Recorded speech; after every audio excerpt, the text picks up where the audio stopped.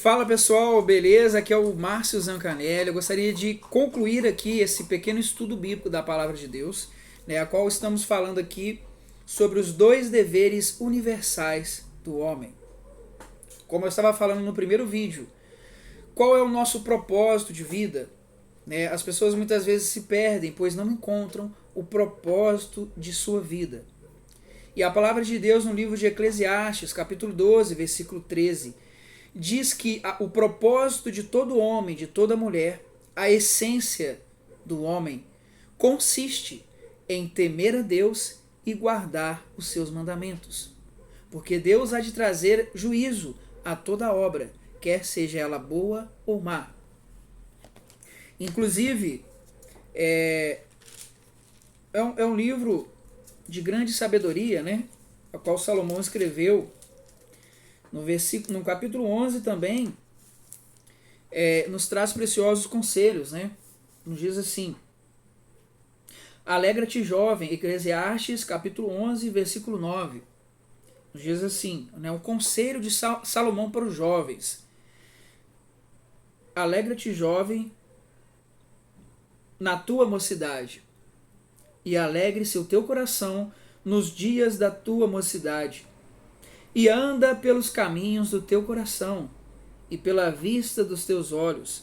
Sabe, porém, que por todas essas coisas te trará Deus a juízo. Afasta, pois, a ira do teu coração, e remove da tua carne o mal, porque a adolescência e a juventude são vaidade. Não querendo desviar aqui do assunto, mas devemos temer a Deus e guardar os seus mandamentos. Porém, a palavra de Deus também nos diz que você deve se alegrar. Nos diz aqui,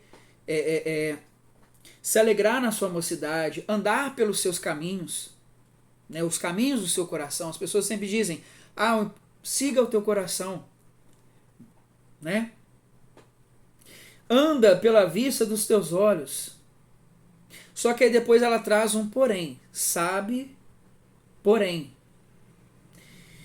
que por todas essas coisas te trará Deus a juízo.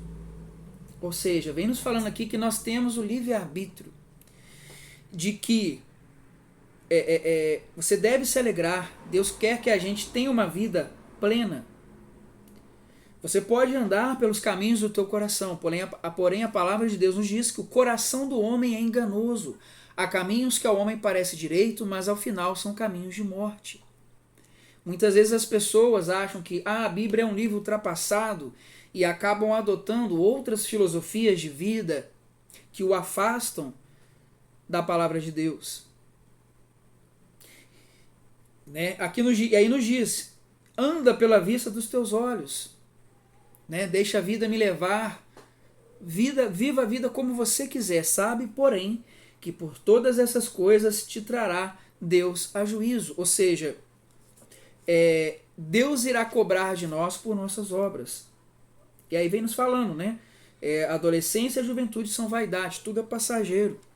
E aí ele conclui no final do seu livro, que é um livro pequeno, importante a gente também ler, Eclesiastes tem apenas 12 capítulos. É um livro pequeno. E já o que estamos estudando aqui, sobre temer a Deus e guardar os seus mandamentos. Ou seja, devemos temer a Deus e guardar os seus mandamentos. Esse é o nosso propósito de vida. E não podemos nos afastar disso. Como eu estava falando aqui em Salmo 119, nos diz o seguinte, sobre esse segundo dever de todo homem, guardar os seus mandamentos. O que nos diz o salmista Davi, no Salmo 119, do versículo 9 ao 11, nos diz o seguinte. Salmo 119, versículo 9, nos fala o seguinte. Começa com uma pergunta. Com que meios purificará um jovem o seu caminho? Prestando atenção nisso, segundo a tua palavra. Com todo o meu coração te busquei, não me deixes desviar dos teus mandamentos. Tua palavra eu tenho escondida no meu coração, para eu não pecar contra ti. Bendito és tu, ó Senhor, ensina-me os teus estatutos. Então aqui no Salmo 119 vem nos falando como purificará o jovem o seu caminho, como se manter puro, como se manter no caminho correto. E aqui nos fala, prestando atenção, meditando na sua palavra. O Salmo 119, ele nos fala, né? Abençoados aqueles que guardam seus testemunhos e que o buscam, aqueles que andam na lei do Senhor. Então Salomão nos fala em Eclesiastes que o dever de todo homem é temer a Deus e guardar os seus mandamentos. Para isso é preciso buscarmos a Deus, meditarmos na sua palavra, ir a uma igreja que prega a sã doutrina, né? Examinar a sua palavra. Porque examinando a sua palavra você não irá se desviar. Né? A palavra de Deus nos diz, ensina a criança o caminho que deve andar.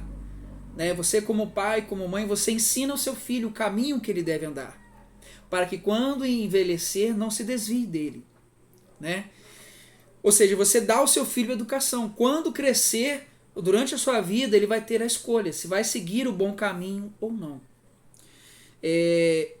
Ou seja, o segredo para se manter no caminho correto é o que nos diz aqui: tua palavra eu tenho escondida no meu coração para eu não pecar contra ti. Ou seja, devemos guardar em nosso coração a palavra de Deus, né, para não pecar contra ele. Né? E para concluir aqui o nosso estudo, em Provérbios 4:4, Salomão disse: retém as minhas palavras, o teu coração, guarda os mandamentos e vive. Em Eclesiastes 8:5 há uma grande promessa para quem guarda os mandamentos. Quem guardar o mandamento não experimentará nenhum mal, e o coração do sábio discernirá o tempo e o modo. Então vamos lá, Eclesiastes 8:5, achei bem interessante. Nos fala: quem guardar o mandamento não experimentará nenhum mal, e o coração do sábio discernirá o tempo e o modo. Porque para todo propósito há tempo e modo, porquanto o mal do homem é grande sobre ele. Ou seja, quando guardamos os mandamentos de Deus, aqui nos diz, você não experimenta o mal. É claro que o Senhor Jesus disse que no mundo teríamos aflições. Mas quando ouvimos a palavra de Deus, né, você consegue, aqui diz, não experimentará nenhum mal. O que isso quer dizer? Que se observarmos os seus mandamentos, os 10 mandamentos, você vai amar a Deus acima de todas as coisas e ao teu próximo como a si mesmo. Você não vai, por exemplo, destruir a sua família, destruir a sua saúde. Né? Você vai ser uma pessoa responsável no seu trabalho. Você não vai prejudicar o seu próximo. É isso que quer dizer. Não é que você não vai ter problemas. É claro que os problemas surgirão. Mas você estará edificado sobre a rocha, sobre a palavra de Deus. Você saberá discernir o bem e o mal. Você saberá andar por o caminho reto, assim como Jó, que temia Deus e se desviava do mal. Nós vivemos hoje em dia uma sociedade que zomba de Deus, que zomba da palavra de Deus, que não leva a Deus a sério. E aqui nós vemos a importância de levarmos a Deus a sério a sua palavra. Nós vemos que vivemos uma sociedade que tem abandonado os preceitos, os mandamentos de Deus, que acha que a verdade é relativa, que não existe mais verdade absoluta. E por se afastar da palavra de Deus, por ouvir o conselho dos ímpios, tem vivido da forma como temos visto. Uma sociedade em que cada dia mais os jovens se perdem por não terem domínio próprio, destroem a sua família, destroem a sua própria saúde, indo a vícios, porque não tem o discernimento. E para concluir, para não prolongar aqui o nosso estudo, eu achei interessante aqui em Eclesiastes, capítulo 8, versículo 10, que nos diz assim: visto como se não executa logo o juízo sobre a má obra? Por isso o coração dos filhos dos homens está inteiramente disposto para praticar o mal. Ainda que o pecador faça mal 100 vezes e os dias se lhe prolonguem, eu sei com certeza que bem sucede aos que temem a Deus, aos que temerem diante dele. Mas ao ímpio não irá bem, e ele não prolongará os seus dias. Será como a sombra, visto que ele não teme diante de Deus. O título aqui dessa palavra vem nos falando: o pecador não é logo castigado. O justo vê-se muitas vezes em adversidade. Então vamos aqui examinar um pouco sobre essa passagem. Abra sua Bíblia aí em Eclesiastes capítulo 8, versículo 11. E veja aqui comigo, o que nos fala? Vem nos falando: visto que não se executa logo o juízo sobre a má obra. A gente vê muitas vezes as pessoas vivem a vida de qualquer maneira, não temem a Deus, não guardam os seus mandamentos, deixam a vida me levar, vivem a vida como bem entender. Fazem o mal e muitas vezes aqui diz, não vem juízo, não vem a recompensa.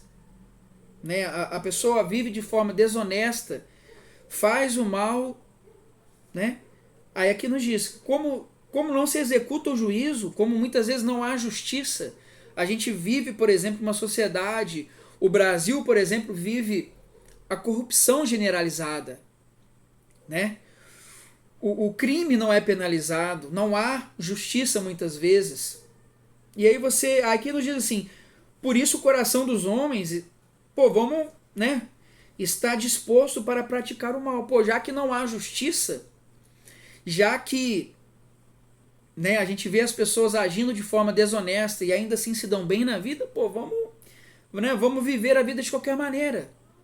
Porque muitas vezes, como dizem, né, o crime compensa, não é assim?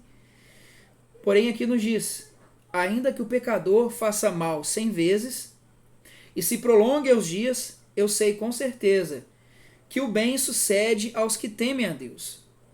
Então mais uma vez aqui Salomão nos fala sobre o temer a Deus. O bem sucede aos que temem a Deus. Mas por que muitas vezes o mal não sucede àqueles que fazem o mal? A palavra de Deus nos diz que Deus é amor, né? Deus é misericordioso. Com certeza, Deus é amor, Deus ama todos. Mas não podemos nos esquecer também dos outros atributos de Deus. Deus é amor, mas da mesma forma que ele é amor, ele é justiça, ele é santo. E no ser, por exemplo, justo, isso quer dizer que Deus há de retribuir a cada um de nós segundo as nossas obras. E aí nós vemos as leis de Deus, como por exemplo a lei da semeadura. Tudo que plantarmos, iremos colher. Né? Aparentemente, o mal que a gente planta, que as pessoas plantam, a gente pensa assim, na verdade não. Chama-se a lei da semeadura. Tudo que fizermos nessa vida volta para nós. É a lei da ação-reação. Né?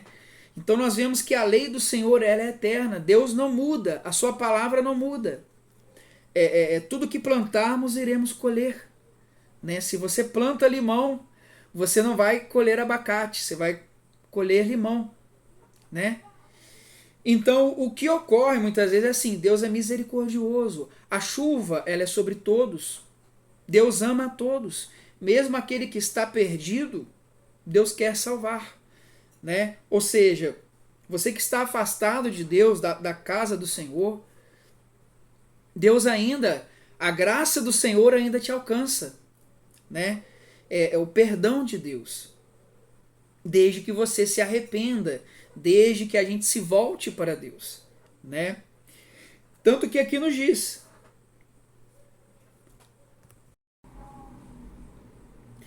mas ao ímpio não irá bem, e ele não prolongará os seus dias. Será como a sombra, visto que ele não teme diante de Deus. Então, temer a Deus nos livra da morte. Né? Aqui nos diz o ímpio, O ímpio quer dizer o homem violento e também o homem sem fé, aquela pessoa incrédula, né? Aqui nos diz, ele não prolongará, mesmo que a pessoa viva na injustiça, viva no erro, viva fazendo mal, uma hora a conta chega, né? Por isso que devemos fazer o bem, porque tudo que fizermos de bem a Deus e ao próximo seremos recompensados. É a chamada lei da semeadura. Aqui nos diz que o ímpio será como a sombra, visto que ele não teme diante de Deus. Então aqui vemos mais uma vez a importância de temer a Deus, de guardar os seus mandamentos, porque guardando os seus mandamentos, seremos abençoados por Deus, né? E assim eu quero finalizar essa palavra para não prolongar muito essa mensagem. Que Deus abençoe a sua vida, né? E a conclusão desse estudo é temer a Deus e guardar os seus mandamentos são os dois deveres de todo homem, de toda mulher, de todo jovem. Deus é o nosso Pai e o nosso Criador, e a Ele devemos temer e obedecer. Então a mensagem principal dessa palavra que eu quero trazer ao seu coração é isso. Meditemos sobre o que significa temer a Deus, o que significa guardar os seus mandamentos. Muitas vezes as pessoas dizem, sim, de fato, a salvação é pela graça, a salvação é um favor imerecido, né? Porém, a lei de Deus não foi abolida, os mandamentos do Senhor não foi abolido.